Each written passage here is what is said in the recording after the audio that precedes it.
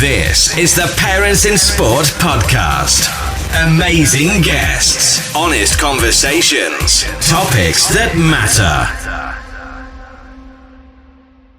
Welcome to Season 5 of the Parents in Sport podcast. I'm your host, Gordon MacLelland. I'm delighted to be joined today by Michelin-starred chef and sports parent, Tom Kitchin. Tom, thank you for joining us on the show. Not at all. Thanks very much for having me. Well, you're certainly a unique guest, Tom. You're certainly the first Michelin-starred chef who's been on the Parent in Sport podcast, but you're certainly not the first sports parent. It's great to have you on. Could you just tell our listeners a little bit about yourself and your background?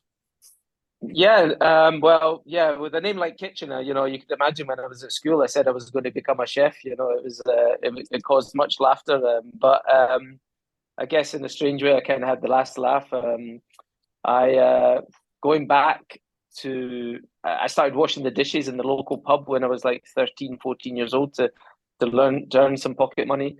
And I love my sport. I was playing a lot of sport at that time as a child, but I started working on the weekends. And now with my older and wiser head, I look back on it and what I fell in love with was working in hospitality. Was the energy, the buzz, the excitement, a bit like you get in team sport. And I was very lucky that I met some great people along the way. My parents were really supportive, and actually left school at 16, no qualifications.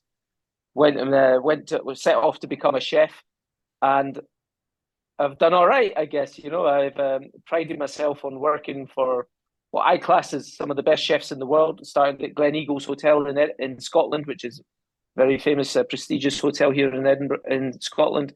Then went to London, working in what we call 3-star Michelins, which is the epitome of gastronomy. London, Paris, Monte Carlo, Monaco, and then set up the restaurant with my wife in 2006. And this year we celebrate of retaining our Michelin star for 18 years. So 18 years of getting better, consistency, all those kind of things. So it's been quite a journey. Yeah, fantastic, Tom. Many of our listeners will recognise you off various TV programmes as well over the years. And I think that bit you're talking about then, we'll come on to it about, consistency, performance, how we achieve that. And we'll get into that with our young people. Now, you have 4 sons.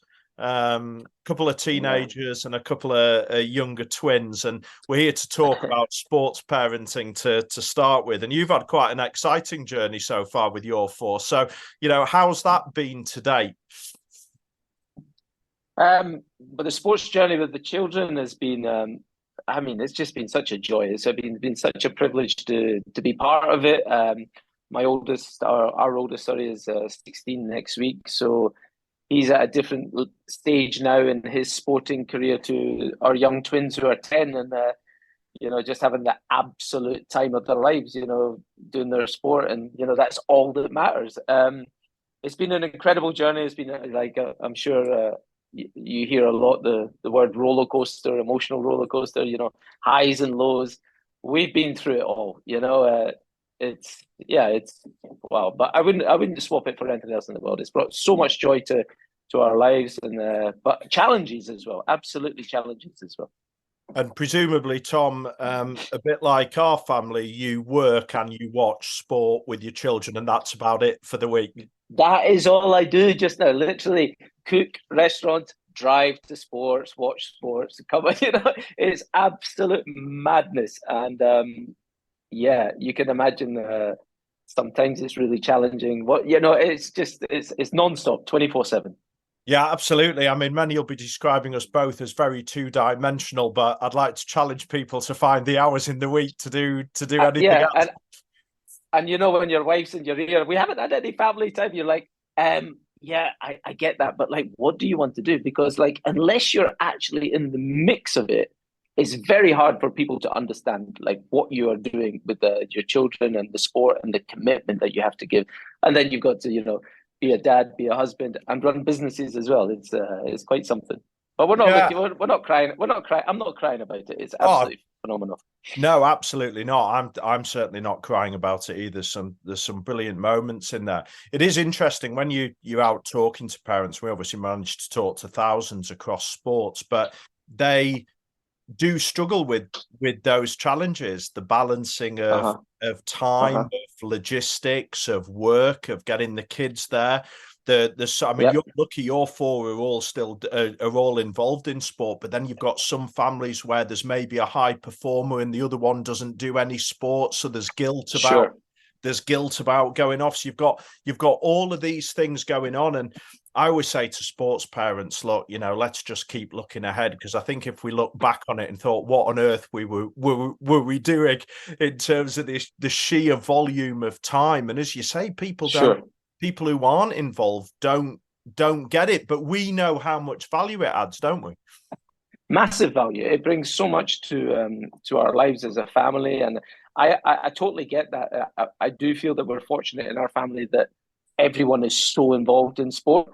If one of the children wasn't, which would be absolutely fine as well, that would bring a different challenge. So I can totally understand that some families really struggle with those kind of things, but we're lucky in a situation. Even my wife, she's totally bought into absolutely, the commitment that we have to give. And there's a lot of commitment, whether it's bedtime, eating, preparation, big matches, logistics, trying to organize transport because you can't actually be there or there and this and that, asking people for help, but in a crazy way, you always get there. But you just have to be...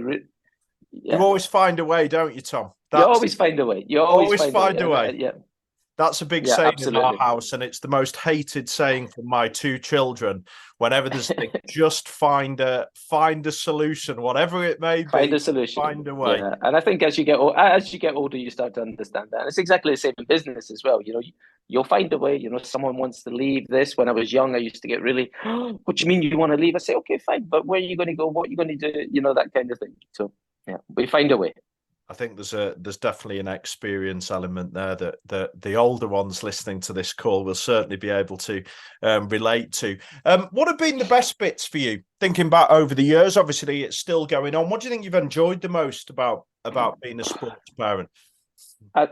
What have I enjoyed the most about being a sports parent? I think it has to come down to the memories. There's been so many incredible memories, whether it's, going to Poland on a football tour in the under-10s cup, still my oldest still talks about that trip to Poznan as one of the highlights of his football career. Never mind signing for a pro youth academy or whatever, just being at your boys' club, going on tour, getting the Ryanair flight, all staying in a hotel together. Unbelievable memories, the trips, the highs, when it goes well, those moments are obviously really great. But then we all know about the flip side to that when it's not going so well, or all those different things, growing, all these different things. But the memories for me have been something that I'll cherish forever. Yeah, I just thinking back there to tours, and it reminds me of a little story that I've maybe told on this podcast a few times about working with our young people and how they see the world very differently to us. And one of my son's highlights, and he signed for a Category 1 Premier League academy in the UK at the age of 9, and he got to go to Germany for the weekend. Mm-hmm. And I'll never forget being really excited. And this is probably bad sports parenting, because I sat at home thinking this was the Champions League of football, and I was desperate to know, how good were Bayern Munich's under 11s and how good were Borussia Dortmund, and parents weren't allowed to go on this trip. So I spent all weekend thinking about it. My son got home and I thought, right, I'm not going to ask him about the football, even though that's what I wanted to know. I thought I'll ask him a general question. And I said, he got back in the car on the Monday. And I said, Archie, what was the best bit of the weekend? What was good? He said, Dad, the hotel was beautiful. It was a Novotel. I think we should stay in one of those when we go on holiday. I'm like, all right, thanks, Archie. I appreciate that. And I thought, well, he's bound to tell me about the football if I ask him something else. So I tried again. I said, okay, well, what else was good? And he said, Dad, the sausages, were excellent. So I had to do this sports parenting thing, paella from Spain, the Germans famous for the sausages, fried rice, Singapore. I did the whole works and I thought, I'm bound to get it question 3. And I said, okay, and what else was good? What else did you learn? He said, Dad, the hair gel I use is absolute muck. And I said, what do you mean? He said, my roommate's mum, she's a hairdresser. He's got far better stuff than the stuff I'm using. Well, 20 minutes into this car journey, I'm like, oh, for God's sake, will you just tell me about the damn football? And he said, oh no, I was captain on Saturday and scored against Hanover. And I mean, not everybody's going to be the same as that, but when you're talking about memories, the things that kids remember, it's actually the bits of the journey, isn't it? We absolutely sometimes get a bit hooked on a specific outcome, but for them, there's lots of the other stuff, being with their mates, taking part in things, different experiences. Absolutely, yeah. Those we've had those conversations. It's replica conversations we've had in our family of like, you're trying to get that information. How did you play? What did you do? And it's like, oh, by the way, you should have tasted the breakfast. By the way, it was unbelievable. That's like what? Yeah. So yeah, no, I can totally relate to that. Yeah. Now, obviously, there are many highlights of being involved in sport, but there's certainly challenges as well. Mm-hmm. If you can think back over the years, you've obviously got children at different levels, some obviously involved in a pro youth environment. You've obviously had to navigate ups and downs. You've had to deal with car journeys home. You've had to deal with difficult moments and those bits. What do you think have been the biggest challenges? Because when nobody tells us how to parent, do they? We're sort of left to find our own way and do our best. Yeah, I mean, the challenges, I think you mentioned them there, it's like, it's the highs and lows, it just changes from week to week. Just when you talk about consistency and, the coaches will talk about consistency and this kind of thing. But, 1 week your son is absolutely unplayable. Next week it's like they've never played football before. But there's so much going on. I think in our oldest one is the growing of, like when a teenager really starts to grow, and they grow, like, I'll never forget with Casper, like how much he took a stretch so quickly, and just the whole body, the head, the feet, not connecting, everything, just like emotions. And then that affects your form. And then, it's just so many different things. And then now, especially, with exams and studying and trying to balance all the commitment to the training and then, the studying and all that kind of stuff as well. It's those are real highs and lows. But, you miss a sitter and then you just, I've always tried just to say, like when you're watching Match a Day, look at the shot you just missed.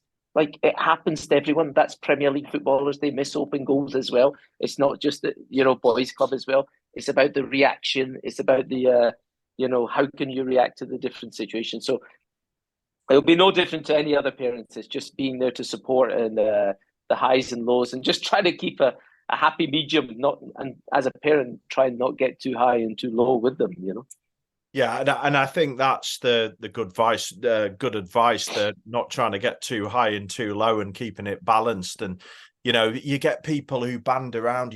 Kids have got and parents got to be able to embrace failure. I don't like that phrase because I certainly don't want to embrace failure. But I think we've got to normalize the ups and downs is parcel of what we've got to go through. And I think for us, and this will be interesting. I don't know how you are, but I think our role modeling as parents becomes really important there. I think our ability to stay quite level as opposed to overreacting or underreacting. Absolutely. I think the people say that it's all down to the kid, and that I totally disagree with that. I think the role modeling that the parents have is so vitally important. These kids are not going through the same experience that we went through, like all those years ago, like, oh, you want to practice, just go to the park and kick it 100 times on your left foot. Yes, of course, there's a place for that, but time has changed so much. And the role of the parent now, I feel, is vitally, vitally important. Who knows what's right and wrong 100%, but obviously you look at, the different teams that you play, the way that parents act, and we all know about the car journey, those kind of things. You see it all the time, and I'm by no means perfect, but it's just trying to keep that happy medium level, not too high, not too low, and that's a vital role in parenting. Yeah. Yeah, and it's become a huge part of our work. You know, we're speaking all around the world in all kinds of environments, trying to support parents. And as you say, you know, I make them a mess of it every single week, and I live and breathe this. But I think bringing out the conversations, making people more self-aware, you know, we are huge role models, particularly when our kids are at the younger ages, that in many ways we're shaping how they view the world. You know, our reaction to disappointments is very much shaping theirs. And, you know, we see a lot how easy it is for parents inadvertently, without realizing that if our children are struggling with the sport, if they're upset, it's so easy to blame somebody else. It's so easy to make an excuse. It's so easy to overdo the affection side of things when things have gone wrong. And actually, this is just a normal part of being involved in sport. And, you know, if we're giving our kids excuses, it won't be long before they always have an excuse for why something hasn't happened as well. Absolutely. And it's the sport hopefully is going to give them that guidance and that resilience and that way to manage the ups and downs of everyday life as they get older, you know, which is vitally important, you know, because a lot of these kids which are going through the sporting highs and lows are completely at different levels to other children in the sense of dealing with their emotions and resilience. For me, the resilience is a massive thing, you know, because a lot of these kids are wrapped in cotton wool now, and you know, and never have to fight, and you know, and you know, resilience is a big part of life here. Yeah, it is, Tom, and you know, we obviously see a lot of young people, and there's an awful lot of kids with huge amounts of ability. There's no doubting that. But it's definitely with the challenges of modern day parenting, society today, technology. There's quite a lot of kids who are missing some of those key building blocks now. So when everybody gets to a level, you know, the commitment, the resilience, the determination, the patience, the humility, the adaptability, the ability to talk, and we're desperately, and you know, I was saying to you off air that, you know, the sessions we do with the kids as well, we're desperately trying to get them to understand the importance of those traits and how they can relate to it in their world, because we need those. That's what holds us together, and it'll have certainly held you together in your profession. No, massively. And like, you know, I my children won't mind me saying this, and I say exactly the same about me as a chef. You know, I was never gifted this incredible talent to be a Michelin star chef. It's through pure drive and determination and repetition and, you know, determination to get to where I want to get. And, you know, with the kids as well, you know, like with parents, you see these wonder kids at like 9, 10 years old. And, you know, like these parents who are maybe new to it or something. And I was absolutely the same. You're looking at that kid, 9, 10 years old, and you're thinking, wow, he's got a chance. He's got a chance. But the journey is so long. So many twists and tales in that journey. You know, they do that in you know, the story of success, isn't it? It's not a straight arrow. It's like, you know, so many different roundabouts. And you absolutely see that, because often if you're that young star player and you've never, until you hit like everything 10, 11, 12, you're still there. Then suddenly 13, 14, 15, everyone starts to grow differently or whatever. And you're not that star B player again. You've never had to fight resilience and fight for everything before. You see people fall out of love with sport in the game as well. So the role of the parent is really important there, I think. And yeah. I mean, you'll know more about it than me, but you know what I'm talking about there. Oh, absolutely, because there's so much to unpick there. You know, the early success, you know, we're starting to see around a lot of talent developments, you know, first in, first out. I think there's definite challenges in trying to select, you know, pre-puberty. You know, we're obviously making educated guesses as practitioners, people who've coached our sports, got experience, what we're wanting to see, but then also recognizing that actually that everybody's journey is unique. And you think of some of those high performing young kids, get all the praise, get all the kudos, It comes easily to them. Everybody sort of is lyrical. And as you say, then, seen it in a lot of sports, 2-3 years later, they're being released from programs. Yeah, everybody's expectations have gone through the roof, everybody's sort of thing, and they're struggling to manage it. And actually, we need to be better to say, this is amazing now, but how can we try and ensure that that 9-year-old is still potentially the best 14-year-old, because we're giving them a chance of being that, as opposed to maybe parenting them or coaching them in a different way. Absolutely. Yeah, that's fascinating. Yeah. So, even like, sometimes with my boys, when they don't make the starting 11, or they get taken off after 45 minutes of a match or something like that.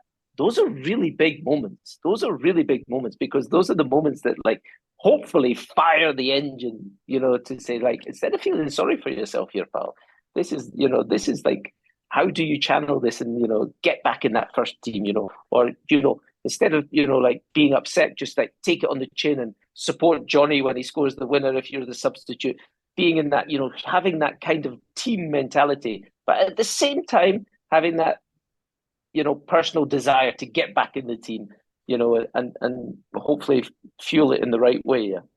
Yeah. When do you, just out of interesting talks, lots, when do you have that dialogue with your kids? Is it something that they instantly want to have, car journey home, or is it something that comes later in the week? Or yeah, it's a bit like your story of going away to Munich. I mean, you're obviously, the car journeys, we all know about how important the car journey is, but from my experience, they will speak if they want to speak.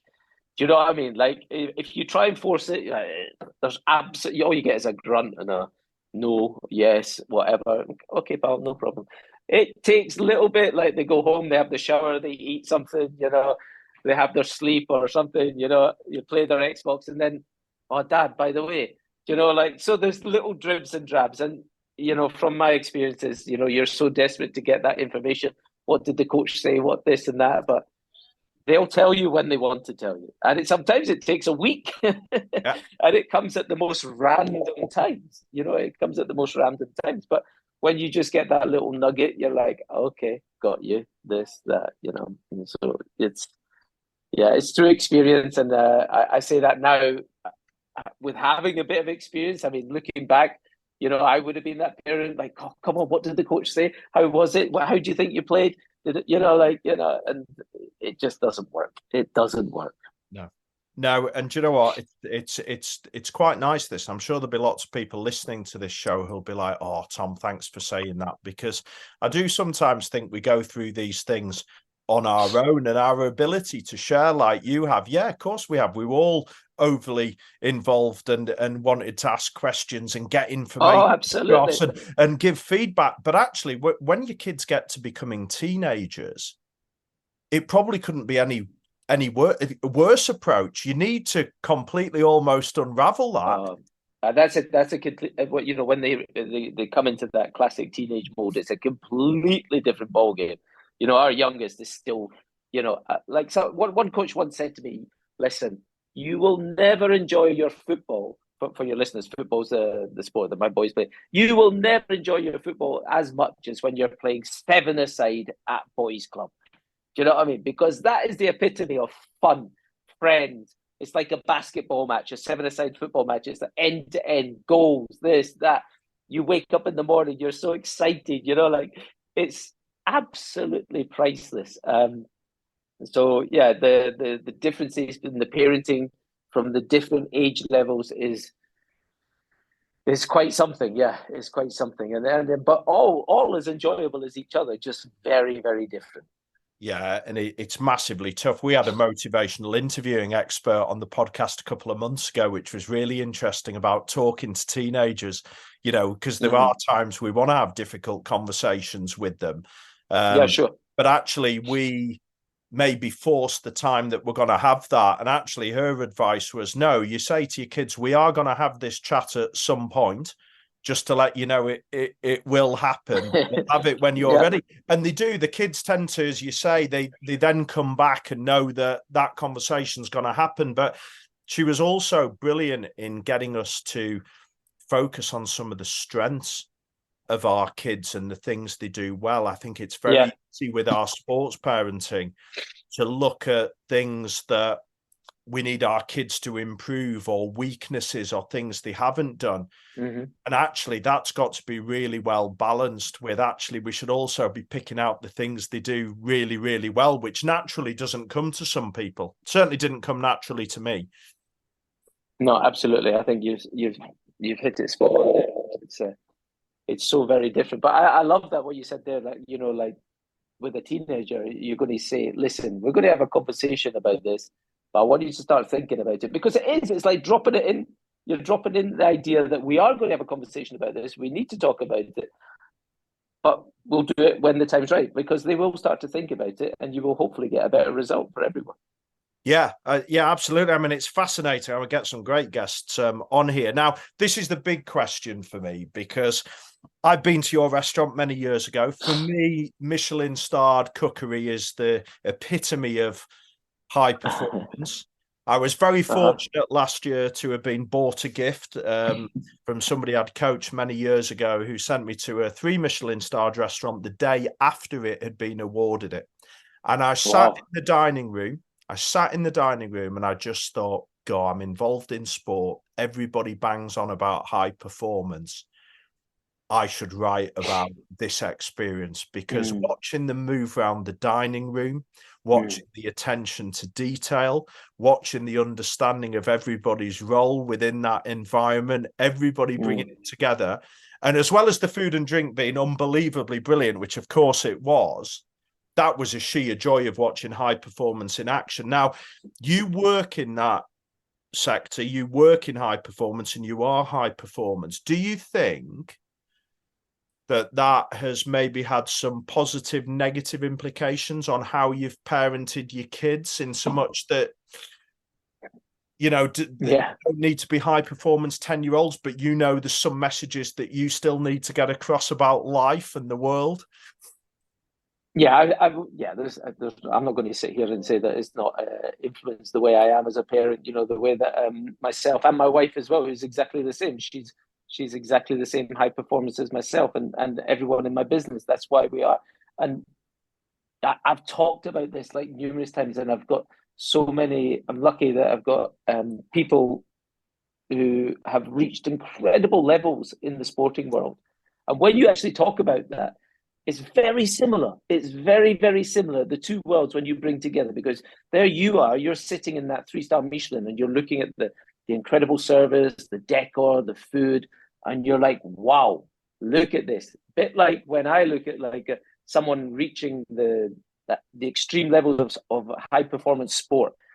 But what has gone on behind the years and years of dedication and, getting up, every day, going to work, trying to be better, the sacrifice that, I've made as a human and as a chef, and these sporting stars have made it as well. So there's no getting away from the fact that rubs onto you when you look at your children, and you want them to do well. I'm sure there's lots of things that maybe I pushed too far. Absolutely. I'd like to think I'm getting better at it now, but I'm also reaching a different stage with the older ones getting older. It's a whole new experience for me as well. So the way that I parent my younger ones now is different to the way that I parented the older ones, if you know what I mean. I'm very much with the younger one, it's still about enjoyment and this and that. But, if they want to do, one-to-one sessions or this and that, absolutely, that's great. We will embrace that as a family. But just trying to get that mentality that be the best that you possibly can at whatever you do.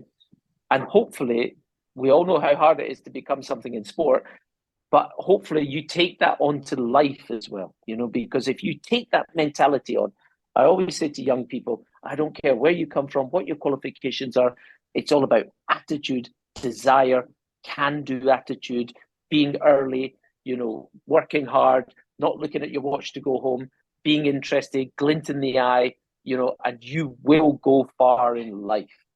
Yeah, absolutely. And do you know what? I think, and it's not feeling sorry for this generation of kids, but we have got a challenge where their whole world is this instant gratification thing.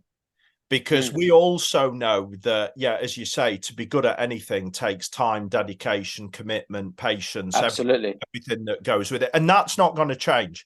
People can dress it up and say society's changing, but you're not going to become an Olympian by doing nothing. You're not going to become a Michelin-starred chef by not putting in Yeah.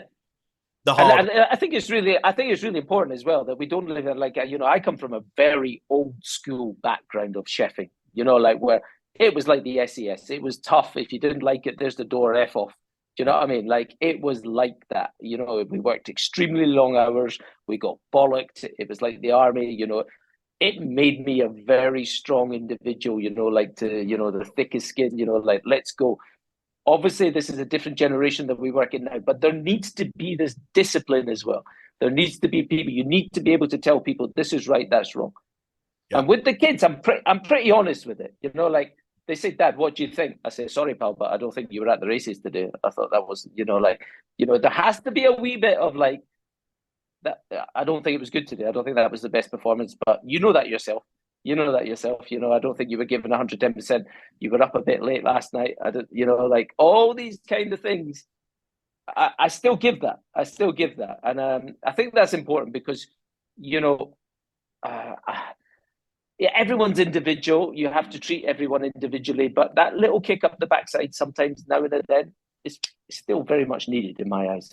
Oh, of course it is. And I think you read all of these things and people trying to tell how everybody should think and everybody should feel, and this would be the perfect utopia. I'm sorry, that doesn't exist for it doesn't exist. No, it doesn't exist. Millions of people. And actually what we're talking about are real life experiences that we know still apply. And I say to parents, I think we've got to be careful, because I think there's some things that our parents did that is better than some of what our generation of parents are doing. And certainly that would be one of them. I had a parent ask me recently, they said, Gordon, my child had a bad game, would you tell them? And it's like, well, yeah, probably at some point. There's got to be some honesty. We can't just sort of, as my daughter would say, because she's quite brutal and she's quite a good sports person, but she says it can't always be cupcakes and rainbows. And she's only 12, and absolutely, I agree with that. Oh, she's doing great then, and I think that's really important. And sometimes you see it like kids who are just in a bubble. They've never like been actually told off. Like they maybe go to a nice school and they're just in that little comfort zone of that very nice school. There's a big bad world out there. Do you know what I mean? And I loved it. Like the other day, my little twins went to play a team up in Dundee, and I was like, lads, how do it go? He's like, oh, Dad, they said to me, you're just a wee effing posh Edinburgh something. And I was like, yes, I love that, because that is still out there. That great, because that kid who's from wherever, he's got that extra little yard, that little extra bit of determination that a lot of kids don't have, because they're wrapped in cotton wool all the time and they're told how bloody good they are and this and that and that. But that kid who's got that grit and determination, I love that. And that's what you're trying to get in, is that desire, that kind of like extra edge to always be a winner.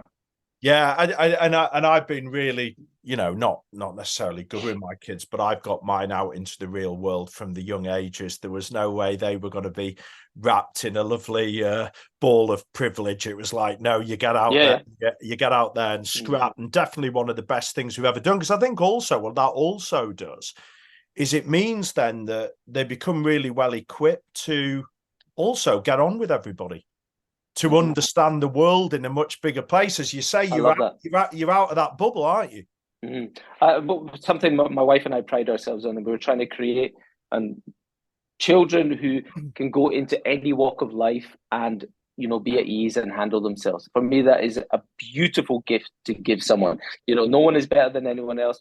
First thing we do in the morning, it's the pot washers, or it's the high spender in the restaurant. I want the children to be able to associate with everyone, and that is vitally, vitally important. And that a lot of these principles come from sport and team sport and all these different things and people coming together. I love that. It's brilliant. Yeah, and you know, parents will say to me, Gordon, how do you know it's all been worth it? And actually, one of the big bits of work we do with parents is actually looking through, I guess, their sporting week with their kids through the lens of character development. So all the stuff that we're actually talking about. Because when they say, how do you know it's all been worth it? The only answer I'm really comfortable giving is that if they view sport, which still remains today one of the safest vehicles to equip their children with a wide range of character and life skills that will allow them to thrive in whatever walk of life they go into, it's absolutely been worth it, because we've got no guarantees in sport. It's the only thing I'm absolutely saying. Yeah, any parent who thinks that their children are guaranteed to become as a successful elite sports people are living in an absolute fantasy world. Yeah. It's absolutely minor, but any parent who embraces this incredible journey of children's sport and the journey of that, with the end result being a really, really good, rounded individual who can walk into any part of life and, you know, knows about resilience, and that's what we're looking for. Yeah, absolutely, and that's what makes it a joy, I think. Now we've touched on this a little bit as time's gone on. You've talked about it a little bit. Has your approach changed? You know, like you said, did you learn? Did you think, oh my goodness, I'm making a real mess of this? And obviously, you mentioned that the 10-year-old twins are obviously benefiting from that experience. Yeah.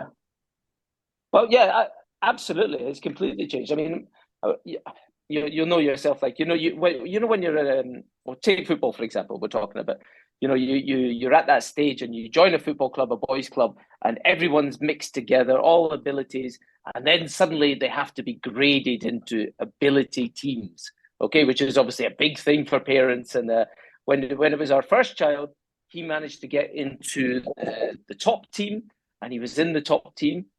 And then I played for maybe 6 months, a year or something. And then the coach came to me and he says, listen, Tom, I think Casper needs to drop down a level. I was like, what? You know, you sort of like, what do you mean he has to drop? No, I think he needs to drop down. And this guy was very experienced, and I respected him a lot. I was like, okay. And he was like, he needs to drop down a level. He needs to get his confidence up. He needs to you know, just embrace that. And we went with it. And it was absolutely the best thing that could have happened, looking back in hindsight. Now, he went down a level. He managed to get back up a level. He then became the captain of the team. And then he managed to get to, you know, pro youth football. And then the whole roller coaster started again. He started well, then he got dropped, and then he went up. And, you know, and it's just like totally. And now with the younger ones, I've had different moments where I've seen it with other parents. You know, like, parents have to understand that it is a complete and utter roller coaster journey for these young people. The most important thing is playing at the right level and your child enjoying it. And if the child is enjoying it at the right level, then everything is fine. The parents need to get over that. They need to get over that wee Johnny has to be at the right level, and at 10 years old, it doesn't matter what level they're at, because it'll be we all know that the wee Johnny at that 10-year-old could be the one that actually makes it at 16, 17, 18, whatever. Yeah, absolutely. The best 10-year-old doesn't make the best 14-year-old. And as you say, everything looks very different. I think that confidence one is an interesting one. It's cropped up recently, heard it a lot. You want your kids to feel confident about what they're doing. We made a big switch with our son. He left academy football. He's then spent years playing up a year group. Now a year in teenage years up is a real challenge. Drop back into his own age group. Suddenly I've got the boy, can I go training again? Suddenly trying things on the field, suddenly realizes that back in his own cohort, what a difference. What a difference in the space of 4 months on a personal level and on ability level. But that could have so easily been seen as a negative. And as you say, you know, you want your kids. Yeah, but that playing up a level is a big thing. You hear the kids talking about it all the time. And that was another thing which I was guilty of as a parent. I was like, why is he not playing up? If so-and-so is playing up, why is he not playing up? It doesn't matter. It does not matter. These are just little things. And if you get asked to play up, embrace it. You'll probably get about 10 minutes. It's an experience, and you go back. Everything is an experience, isn't it? It's like getting sent off for the first time. It's like getting injured, how to deal with an injury, you know, a serious injury for the first time. new coaches coming in and not liking you or whatever. Everything is part of the journey. Even like I've seen my son go to Ross County away on the coach and not get on. Do you know what I mean? And then have to come all the way. How was it? Well, I went to Ross County and I didn't actually get on. I was, you know, it's like that is part of the experience, isn't it? You know, because it's all part of the journey. Yeah, absolutely. A journey to Ross County, Tom. What a joy! What a joy for him on a day. And not to at least they were on a bus that day. Yeah, absolutely. Now, just conscious of time, Tom, been an amazing episode. I think certainly one of the most real life versions of the Parent in Sport podcast. If there's anything that you've learned, anything that you've picked up, anything, one bit of advice that you would give to sports parents setting out, what do you think I'm not here to give advice to sports parents, you know, but I would just say, listen, enjoy the journey. It's going to go really fast. Its highs, its lows, we talked about that. But something we haven't talked about, which is something I'm really into now, is this and even though it's my world, I wasn't fully embraced into the nutritional side of it, as a parent, how important that is. You know, the nutritional side of these kids eating properly and learning how to eat is another amazing gift that you're giving these children to go into adult life as well. You know, preparing for the matches, whether it's carbs or whether it's, you know, you talk about the rainbow colors on your plate, you know, finishing a big, strong session, depending on the age, getting that protein into your system, you know, to recover, sleep, all these things. I mean, that is something that I've certainly got better on, and and we fully embrace now as a family as well, and even me as a person as well. I love to do exercise. I love to do gym. I never used to finish the gym and just have some protein or something like that, or think about, you know, the chicken or the fish diet and that. And I think that is another thing which is, as parents, we all need to get sharper on. Because these kids need to be educated and pushed. The ready meals, the cans of juice, the chocolate, the ice cream, it's crap. Yeah. You know, if you're serious about your sport, you have to eat properly and live and breathe it. And that's where, I'm sorry, but parents have to really push on, because, you know, oh, well done, wee Johnny, you scored 3 today. Let's go and celebrate and get a McDonald's. What the fuck? Do you know what I mean? It's what planet are you on here? This has to stop if you're serious about it. Yeah, I mean, look, I couldn't agree more. And maybe that's a project for us, Tom, in amongst everything, you know, a sports performance, parenting, nutrition. But because actually the reality of that, all the stuff you're saying is, but then there's also the context that you'll know. How do we get really good food in when we've only got 10 minutes to make it and we're running around like idiots? Yeah, and they're going we're all facing the same problems. Yeah, packed lunches. What do they look like? And as a parent, you're not just thinking about the logistics. You're not just thinking about, is the kit washed? Have they got their shin guards? Have they got this? Have they got that? The food thing. Because if you don't fuel these young athletes properly, then if you're not taking your responsibility as a parent and fueling them properly and teaching them how to fuel themselves before and after and the week before, and you're looking at them and criticizing them, why could you not play the full 90 minutes today, Johnny?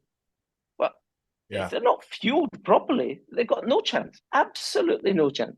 No, it's certainly a challenge, and some of the environments we've been actually getting the parents in with the kids and actually doing some cooking as well. Because what we've also got to keep in mind is not everyone can cook, and not everyone has the skills to do that. And I totally understand that. Not everyone has the same budgets. Not everyone has the facilities. It's so important, but the kids will embrace it. I really do believe that they will embrace it if the parents embrace it. And that's where the parents really need to push on. And the clubs and the schools, even some of these big private schools, sometimes you think, what did you get afterwards? You're like, what? Yeah. Do you know what I mean? It's a joke. It's an absolute joke. A sausage roll and a bag of crisps and a carton of sugary drink. Yeah. Well done. There's some Haribos and a packet of crisps. You know, those days are gone. Those days are gone. We need to all get smarter with that, I believe. Yeah, absolutely. Well, we started with food, we finished with food, but in the middle, we talked about lots of other things. Tom, thank you for joining us on the show. It's been an absolute pleasure, and hopefully we'll get a chance to talk about something again in the future. All right. Well, thank you very much for having me, and best of luck to everyone. Thank you for listening. Check us out at parentsinsport.co.uk.